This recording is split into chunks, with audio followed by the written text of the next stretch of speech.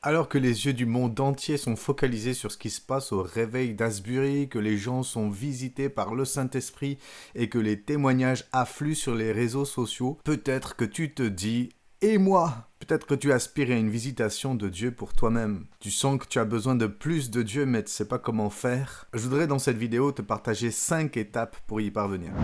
Bonjour et bienvenue dans cette vidéo, je suis Jonathan Dalpon, je suis pasteur depuis plus de 10 ans, je suis converti depuis plus de 20 ans et mon ministère est orienté en grande partie dans la délivrance, le combat spirituel et puis aussi la manifestation du Saint-Esprit et la visitation du Saint-Esprit.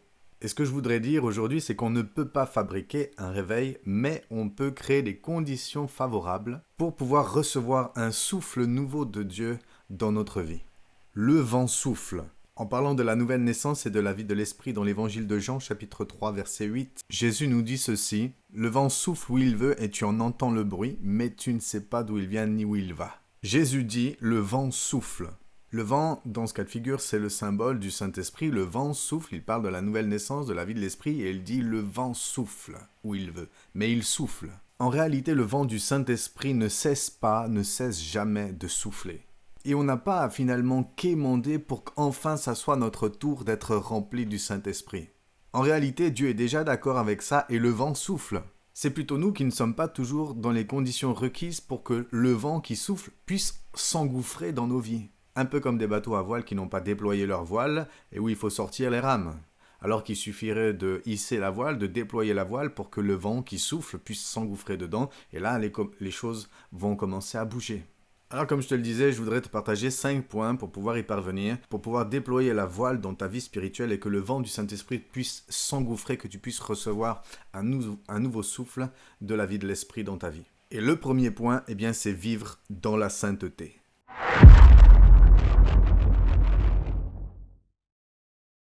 C'est clair qu'on ne peut pas vivre un réveil spirituel tout en vivant dans le péché. Ce n'est pas envisageable, ce n'est pas compatible. Le péché a toujours été et sera toujours ce qui nous sépare de Dieu.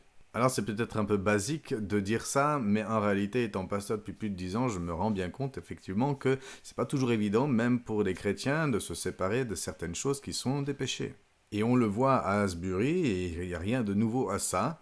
Il y a une prise de conscience de la part de la jeunesse de certains péchés. Ils s'avancent justement sur le front là, de l'estrade pour confesser leurs péchés, pour se repentir de certaines choses qu'ils ont identifiées comme étant des péchés dans leur vie, pour demander pardon au Seigneur et s'en repentir et délaisser ça. Et la première chose que nous devons faire si nous voulons vivre un réveil spirituel dans notre vie, c'est prendre conscience de notre état devant Dieu. Et si nous avons besoin de mettre de l'ordre dans notre vie, de le faire. Confesser notre péché, y renoncer, décider d'obéir à la parole de Dieu, c'est vraiment la première étape indispensable pour une visitation du Saint-Esprit. Parce que le Saint-Esprit qui est le Saint-Esprit, il est saint, ne viendra pas se poser sur une terre qui est souillée. Et la bonne nouvelle, c'est que la parole de Dieu nous dit que si nous avons péché, nous avons un avocat et nous pouvons confesser nos péchés et il est fidèle et juste pour nous pardonner et pour nous purifier de toute injustice. Donc je t'encourage véritablement à t'approcher de Dieu et si tu as des choses à mettre en ordre dans ta vie, fais-le. Le deuxième point pour vivre un réveil spirituel dans nos vies, c'est de se débarrasser de tout ce qui encombre nos vies.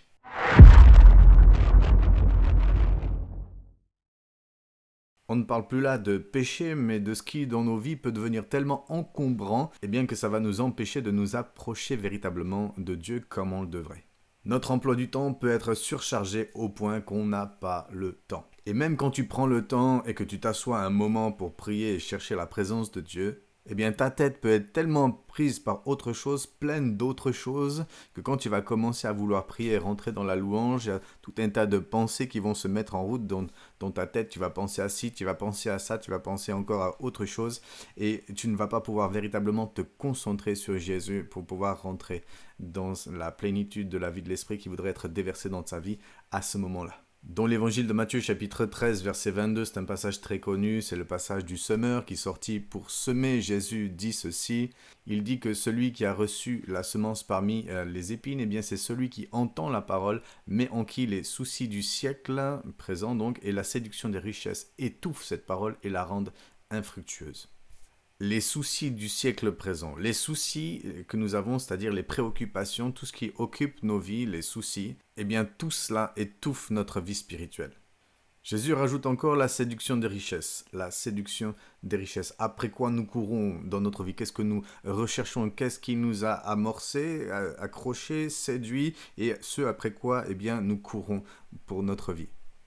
Dans l'évangile de Matthieu chapitre 6 verset 33, Jésus dit « Cherchez premièrement le royaume de Dieu et sa justice et toutes ces choses vous seront données par-dessus. » Mais nous devons chercher, et ça doit être vraiment un mot d'ordre dans notre vie, chercher premièrement le royaume de Dieu et sa justice. C'est-à-dire que Dieu doit être notre préoccupation numéro 1. Chercher le royaume de Dieu, chercher le règne de Dieu dans notre vie, chercher Dieu lui-même, eh bien, doit être vraiment notre préoccupation majeure.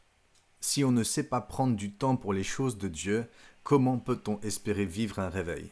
Dans Colossiens chapitre 3, verset 1, l'apôtre Paul nous dit « Si donc vous êtes ressuscité avec Christ, cherchez les choses d'en haut où Christ est assis à la droite de Dieu. » Cherchez les choses d'en haut. Si nous sommes trop occupés à chercher les choses de cette vie, les choses terrestres, eh bien nous allons manquer les choses célestes, nous allons manquer les choses de Dieu. Alors peut-être qu'un tri s'impose, évidemment nous avons des occupations incontournables, mais peut-être qu'il y a des choses superflues que tu pourrais employer le temps pour autre chose et notamment chercher les choses de Dieu. C'est du reste ce qu'on voit au réveil d'Asbury. Ils ont tout arrêté. Pendant plusieurs jours d'affilée, les cours se sont arrêtés. Alors évidemment, on ne peut pas forcément faire ça dans notre propre vie. On ne peut pas dire à notre patron, écoute, je veux chercher la présence de Dieu, donc demain je ne viens pas au travail. Évidemment, on ne peut pas faire ces choses-là. Au réveil d'Asbury, les choses ont été poussées à l'extrême parce qu'il s'agit d'un véritable réveil, un mouvement souverain de Dieu dans une université. Donc, ils sont tout à fait capables de dire, écoutez les gars, pendant un temps, on va arrêter les cours. Priorité au fait de chercher Dieu puisque c'est une université chrétienne. Dans ta vie, tu ne peux pas tout arrêter, évidemment. Mais être capable de renoncer à des choses superflues, même des choses que tu aimes bien, pour pouvoir prendre davantage de temps pour chercher la présence de Dieu. La troisième étape pour vivre un réveil dans notre vie spirituelle, je dirais entrer dans la louange et l'action de grâce.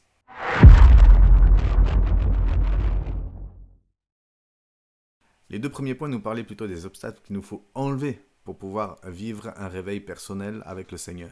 Ce qui peut empêcher justement une visitation du Saint-Esprit. Mais une fois qu'on a enlevé ces obstacles, comment faire? On a un mode d'emploi dans Éphésiens chapitre 5. Du verset 18 au verset 21, l'apôtre Paul nous dit « Ne vous enivrez pas de vin, c'est de la débauche. Soyez au contraire remplis de l'esprit. Entretenez-vous par des psaumes, par des hymnes et par des cantiques spirituels, chantant et célébrant de tout votre cœur les louanges du Seigneur. Rendez continuellement grâce pour toutes choses à Dieu le Père, au nom de notre Seigneur Jésus-Christ, vous soumettant les uns aux autres dans la crainte de Christ. » L'apôtre Paul nous dit donc d'être rempli du Saint-Esprit. Mais comme l'apôtre Paul est un bon pédagogue, il nous dit ce qu'il faut faire et il nous dit comment le faire. Il nous dit ce qu'il faut faire, soyez remplis du Saint-Esprit. Et tout de suite après, il développe comment faire. Et le comment faire, c'est justement entretenez-vous par des psaumes, des hymnes et des cantiques spirituels, chantant et célébrant les louanges du Seigneur de tout votre cœur. Et rendez continuellement grâce à Dieu le Père pour toutes choses. La clé pour vivre un réveil spirituel, quand tu veux chercher la présence de Dieu, la clé pour recevoir la présence de Dieu, recevoir une visitation du Saint-Esprit, c'est justement de ne pas prier. Ne pas prier dans le sens de prier pour tes besoins, les besoins de ta famille, les besoins de ceci, les besoins de cela. Ce genre de prière n'amènera pas à la visitation du Saint-Esprit dans ta vie. Parce que quand tu pries comme ça, tu es centré sur toi-même. Mais rentrer dans la louange, rentrer dans l'action de grâce, remercier le Seigneur, commencer à le bénir, commencer à rentrer dans la louange en t'aidant des chants de louange que tu connais, etc. Là, tu te décentres de toi-même, tu te centres sur Jésus et là, tu vas commencer à recevoir petit à petit, ça va s'amorcer une visitation du Saint-Esprit. Et c'est encore une chose qu'on voit au réveil d'Asbury. Quand on regarde le contenu des réunions pendant ce réveil, on voit qu'est-ce qu'ils font et ils louent. C'est de la louange continuelle finalement pendant plusieurs jours d'affilée, non-stop. Ils ont évidemment prié, mais ce qu'on voit principalement, c'est vraiment un mouvement de louange, de louange, de louange, où les temps de louange s'enchaînent nuit et jour.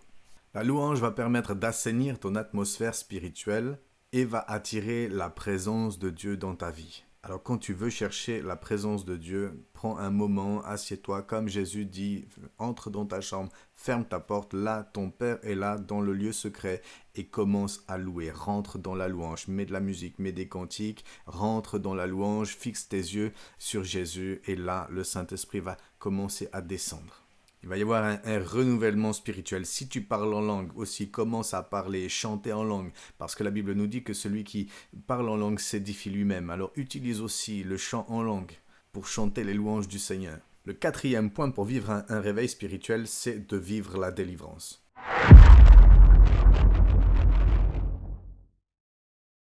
Par délivrance, j'entends le fait d'être délivré des esprits mauvais qui habitent une personne. Il y a des types d'esprits mauvais qui font des blocages, des barrages à la vie spirituelle et à la manifestation du Saint-Esprit. C'est le cas des esprits qui sont liés à l'esprit de l'Antichrist et aux esprits religieux. S'il y a dans ta vie des esprits affiliés à l'Antichrist ou à des fausses religions, des fausses croyances, ces esprits-là vont faire barrage. L'Antichrist, par définition, est l'Antichrist, l'anti-oint. Christ, c'est l'onction, l'anti-onction. L'onction du Saint-Esprit veut descendre, mais s'il y a un esprit Antichrist qui est là dans ta vie, il va faire un barrage, il va faire anti-onction, il va faire un barrage à l'onction. Et alors que le Saint-Esprit voudrait se manifester, il y a ce barrage dans ta vie qui t'empêche de le recevoir. C'est le cas aussi des esprits religieux qui font une concurrence au Saint-Esprit. Les esprits religieux attirent les gens dans des fausses croyances spirituelles et font une concurrence au Saint-Esprit, une concurrence à Jésus dans les croyances, de telle manière à ce que quand ils sont présents dans la vie de certaines personnes, ils arrivent à enfermer la personne, à la rendre hermétique à la présence du Saint-Esprit, même quand elles sont nées de nouveau, puisque évidemment là je parle uniquement des personnes qui sont nées de nouveau. Même si tu es né de nouveau, le Saint-Esprit habite en toi, mais la manifestation du Saint-Esprit peut être limitée parce qu'il y a ce type d'esprit qui est opérant dans ta vie. Je pense à un jeune homme pour qui j'ai prié il y a quelques années pour que le Saint-Esprit le remplisse. Je priais pour le baptême du Saint-Esprit et rien ne se passait. Et au bout d'un moment, comme rien ne se passait, j'ai fini par me poser la question s'il n'y avait pas quelque chose qui faisait un obstacle. Et j'ai changé d'orientation ma prière, j'ai commencé à prier pour attaquer la présence d'esprits mauvais qui faisaient barrage. Et là s'est manifesté un esprit associé au bouddhisme qui était rentré en lui avant sa conversion. J'ai donc chassé ce démon et tout de suite après, j'ai reprié pour lui pour qu'il soit baptisé du Saint-Esprit. Quand je lui ai imposé les mains, il est tout de suite tombé par terre sous la puissance de Dieu et il s'est mis à parler en langue avec une grande force. Il y avait véritablement un esprit qui faisait un blocage dans sa vie et qui faisait un barrage à la manifestation du Saint-Esprit. Donc, si on a des problèmes de cette nature-là, démoniaques, donc, on a besoin de vivre la délivrance parce qu'on va s'approcher de Dieu et malgré tous les efforts que tu peux faire dans ta vie, de repentance, de sérieux avec Dieu, de prière, de rentrer dans la louange et toutes ces choses que tu veux mettre en œuvre pour recevoir un souffle du Saint-Esprit dans ta vie, s'il y a des esprits qui œuvrent contre toi pour bloquer la manifestation du Saint-Esprit, ils peuvent y arriver à le faire et tu peux te retrouver embêté à ne pas pouvoir vraiment recevoir la plénitude que Dieu voudrait te donner. Il faut faire sauter les barrages, il faut recevoir ta délivrance. Je pense faire une vidéo plus poussée sur ce sujet précisément. N'hésite pas à me dire dans les commentaires si ça t'intéresse et à t'abonner à ma chaîne et si tu veux en savoir plus pour ne pas louper la vidéo.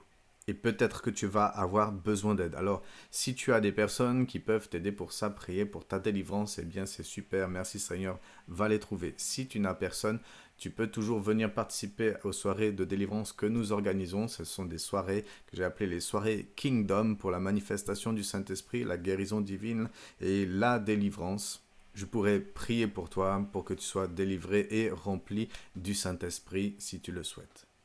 Le cinquième et dernier point pour vivre un réveil spirituel dans notre vie personnelle, c'est se connecter au feu des autres.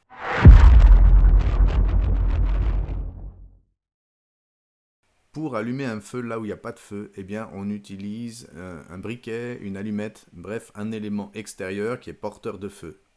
Et l'Église est ainsi faite qu'elle est un corps, le corps de Christ, et que nous avons donc besoin les uns des autres parce que nous sommes membres les uns des autres. Tu ne peux pas tout vivre tout seul dans ta relation avec Dieu, ce n'est pas possible, ce n'est pas comme ça que Dieu a conçu les choses, ce n'est pas l'esprit de la parole de Dieu pour l'Église. Il y a des hommes et des femmes que Dieu va pouvoir utiliser pour allumer un feu particulier dans ta vie. On lit dans Acte 8, quand Philippe l'évangéliste est allé évangéliser la Samarie, il a prêché l'évangile, les gens ont cru à l'évangile, il y a eu des guérisons, il y a eu des délivrances. Les gens se sont fait baptiser en masse. Et là, l'apôtre Pierre et l'apôtre Jean qui étaient à Jérusalem ont entendu ce qui se passait. Ils sont allés trouver Philippe en Samarie pour voir ce qui se passait, pour aider Philippe. Et là, ils ont demandé à Philippe si ces gens-là qui avaient été baptisés avaient reçu le Saint-Esprit. Et Philippe va leur dire que non, pas encore. Et donc Pierre et Jean vont entreprendre de prier pour que les gens qui ont été baptisés, qui ont cru, qui sont nés de nouveau, puissent recevoir le Saint-Esprit. Et la Bible nous dit qu'ils vont leur imposer les mains et qu'ils vont recevoir le Saint-Esprit et qu'il va y avoir des manifestations visibles puisque Simon le magicien, voyant ce qui se passe et la puissance qui est mise en œuvre pour recevoir le Saint-Esprit, va vouloir acheter ça à prix d'argent. Toujours est-il qu'un feu a été allumé par Pierre et Jean ce jour-là quand les gens ont reçu ce baptême du Saint-Esprit. Le feu du réveil peut être communiqué dans ta vie par une personne que Dieu a ointe pour pouvoir te transmettre certaines choses. Alors le mieux, c'est sûr, c'est d'être dans une église vivante qui laisse la place à la manifestation du Saint-Esprit. Une église qui ne va pas étouffer ton feu, mais qui au contraire va l'alimenter. Mais si ce n'est pas ton cas, eh bien tu peux toujours aller chercher le feu là où il se trouve. Alors je ne suis pas en train de dire que tu dois quitter ton église, je suis pasteur et je respecte le travail des autres. Mais si là où tu es, eh bien cette dimension de la vie du Saint-Esprit manque, tu peux toujours aller effectivement ponctuellement là où le feu est allumé. C'est encore une fois ce qui s'est passé à Asbury, où on voit que les gens ont afflué des États-Unis et même d'autres pays pour venir bénéficier de l'atmosphère spirituelle, du feu qui a été allumé dans cet endroit. Et dans l'idéal, eh bien, je t'encourage, si tu es dans cette démarche, à être dans la transparence avec ton responsable spirituel. Alors oui, c'est clair, il y a un réveil à Asbury, mais il y a aussi d'autres endroits où le feu du Saint-Esprit est allumé et où tu peux venir allumer ton propre feu. Il y a aussi d'autres endroits où le fleuve du Saint-Esprit coule et où tu peux venir te ressourcer. Il y a d'autres endroits où le vent du Saint-Esprit souffle et où tu peux venir recevoir un souffle nouveau.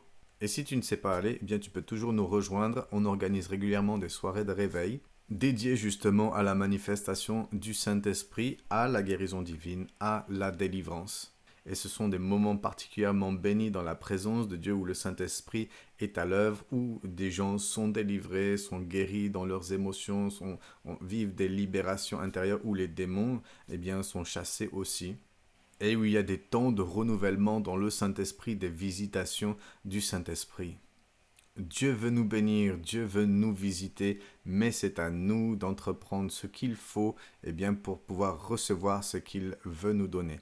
Et donc avec ces 5 étapes, eh bien, j'espère que tu as appris des choses et que cela va t'aider. Si tu es intéressé de nous rejoindre, eh bien, tu as les informations dans la barre de description sous cette vidéo. Je t'invite à aller la consulter et notamment, tu pourras aller sur ma page Facebook et avoir les dates où nous organisons ce genre d'événement.